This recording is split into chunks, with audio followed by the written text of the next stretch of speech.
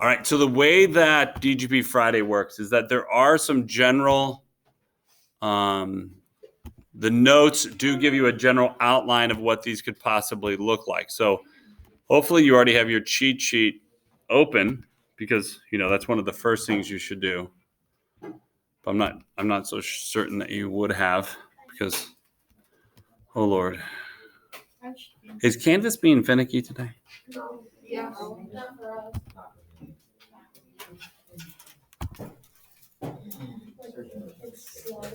All right, so hopefully you've already pulled up your cheat sheet help notes for your DGP. Right. So again, doing the basics is helpful. And that's why I was saying that I know you haven't, while you're chatting, that I know you haven't done the basics because you're chatting the whole time. Okay.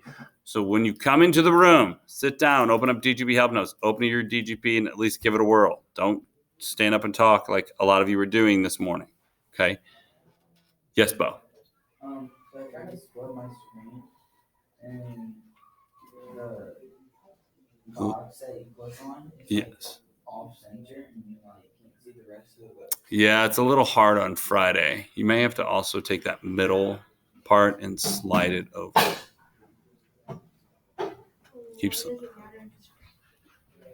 Hold on, I'll be right there, buddy. So when you're looking at DGP Friday, it gives like these list of boxes, right? Looks like this. Again, simple subject is always at the start. Look at all of them, right? That first box in that line.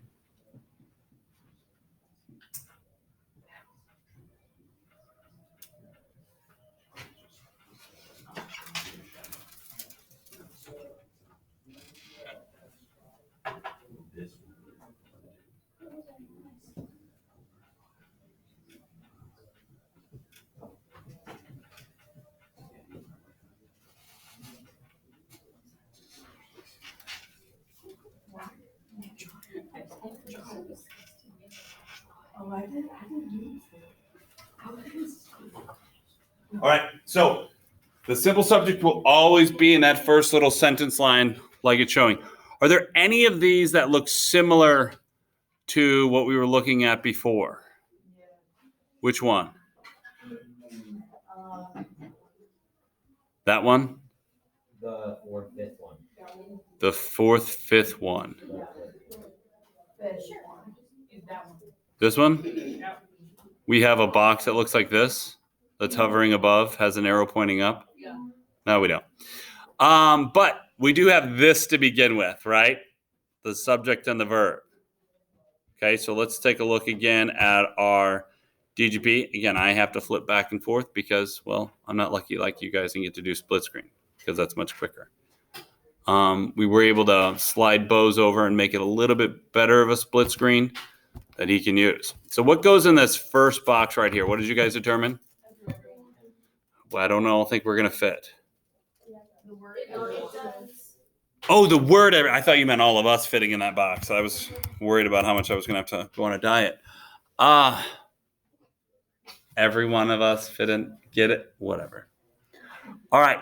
So in this box, like we said, like we saw in our DGP help notes, like I told you, it's the verb or verbs. What are our verbs or verbs? Both of them? You're right. It is both. Because can a helping verb help out if it's separated from its verb? No, ma'am. Oh. Well, thanks. I thought my hair was looking good too. So the helping verb will stay with the verb itself. So having said that, now when you look at the DGP help notes, I have told you that it won't be identical. They give you some basic looks. I will tell you that that elbow that I showed you is the preposition. Okay, and I'll show you an example of one down here. See that preposition? Now this looks very different. I know that. But it has a prep, the object of the preposition, and the modifier. It will follow that same look every time. Preposition, object of the preposition, and then the modifier. Does that make sense? Does this section right here look like what we have on our paper? Kinda. Okay, so let's take a closer look at it and see how much it looks like it. The first thing it said that you're going to have on the prepositional phrase, this elbow, right?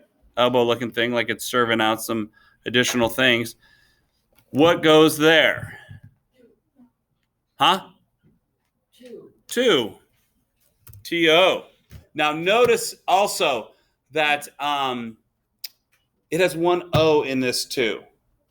If you're being a little bit extra, being a little too much, then you're going to use this two with two O's. But we're not being extra. We're pointing about a direction. We're trying to direct someone where they should listen. Should listen to the teacher. So we don't use two O's. It's only when you're being extra to use two O's. Now, if you're talking about a number, then we're talking about two teachers. But we're not talking about a number. Okay? I just want to take a moment, show you some tricks to remember which two we're talking about. So two, and who should we listen to? Teacher. Remember what I told you is that verbs and nouns will always be on the boxes that are horizontal. Always.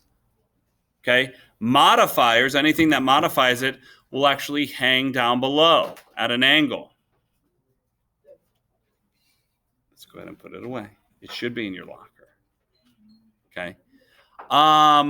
What's modifying teacher? The. It's making it very specific that you know the teacher we're talking about. Notice that I told you that this looks like an elbow, right? Okay. I know that's kind of a weird way to think about it, but in the English language, the basic information we want someone to know will happen on this first line up above. That's why they call it the sentence line or the clause line in this. Everyone should listen.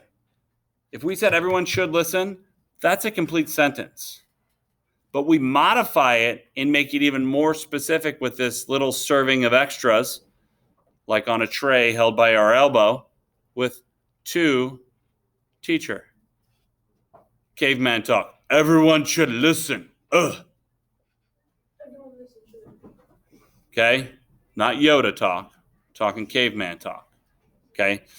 That's why we have that basic clause line. Everything that's being served up comes at an angle there. Questions about DGP Friday? Make sure to hit save and close, and then go into Canvas and submit it for me, please. It is easier to grade if you submit it. That way I don't have to wait until the due date at the end of the hour happens. Okay? Say I get a hankering for wanting to grade right now. All right. So